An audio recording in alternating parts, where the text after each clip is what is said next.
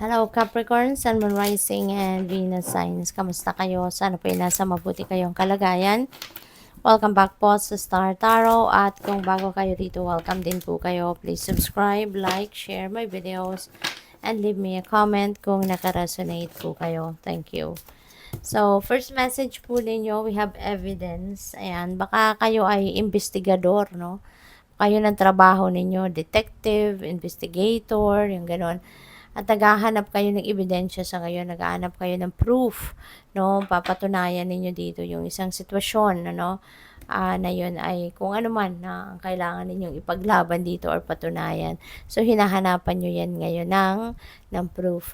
Pwede rin naman na this is not related to trabaho. Diba? Pwedeng related ito sa issue mo, no? Baka meron kang issue sa pamilya or sa person mo or sa kung kanino man at naghahanap ka ng patunay para mapanindigan mo yung statement mo or mapanindigan mo kung ano man ang nilatag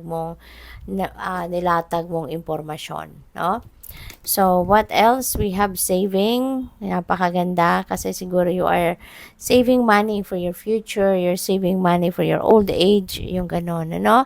Capricorn, napaka ganda rin ito. Or this could be a reminder para sa iyo na it's about time na para magsimula ka ng mag-save para sa inyong old age or para sa inyong retirement. Alright?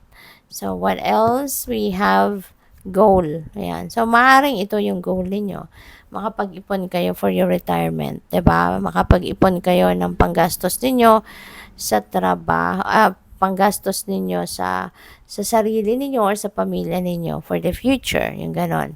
And, maaari din, ang iba sa inyo dito is, setting new intentions, setting new goals, no, na yun ang mag-inspire sa inyo, yun ang magpo-push sa inyo na gawin ang kung ano man, no, para ma-achieve ninyo ito, kung ano man ang goal ninyo sa ngayon, no. So, what else? We have a schedule. Ayan. So, baka kailangan ninyong ayusin ang schedule ninyo para hindi kayo naaaligaga, para hindi kayo all over the place, hindi kayo fragmented, hindi kayo nagra-rush, hindi kayo nagka-cramming. Okay, para walang overlapping, kumbaga, ng schedule ninyo. So, kailangan ayusin ninyo ito, i-manage ninyo na maayos ang oras ninyo. You need to do some organization, no? Para maayos, no, yung galawan, para hindi kayo yung may nakakalimutan. Okay? So, tignan natin kung ano pa ang ganap dito for Capricorn.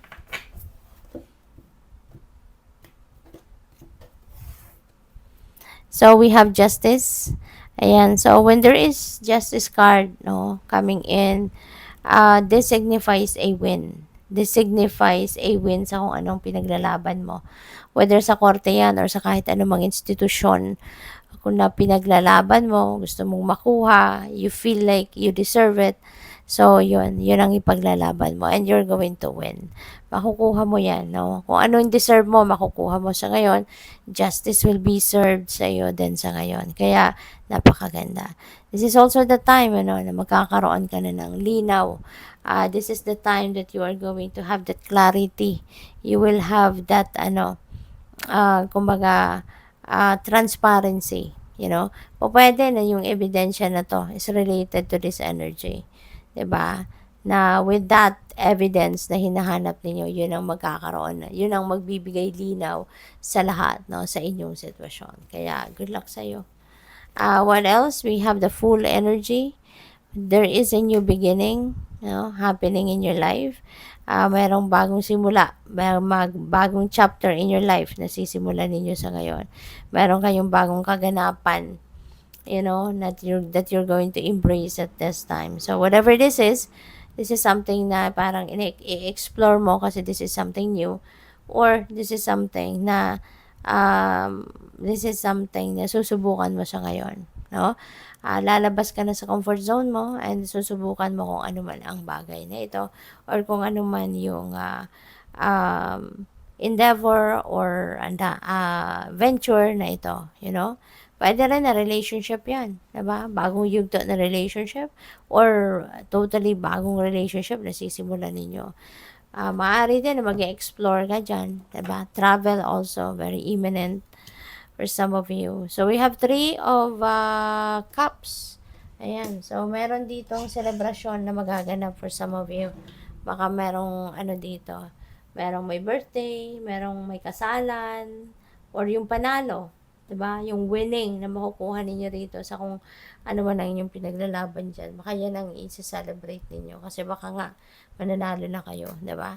O pwede rin na merong kasalan dito, anniversary, birthdays, accomplishments or achievements ninyo na personal, yung gano'n, no? So, yun ang i-celebrate. Or pwede rin na meron ditong ano, mga kaibigan kayo or kapamilya, 'di ba? Na dumating galing abroad or somewhere at kayo ay magtitipon-tipon, magpa-party-party.